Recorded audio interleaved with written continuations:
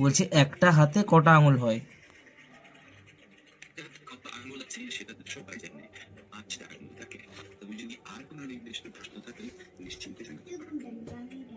তাহলে 10টা হাতে কটা আঙুল হবে?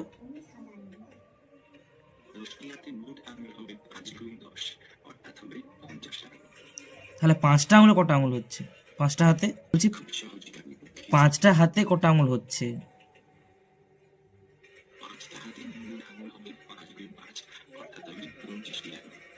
50টা আঙুল।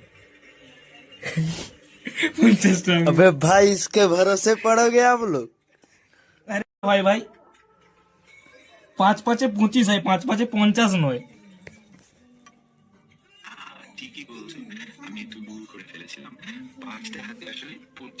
এর ভরসায় থাকবি তোরা?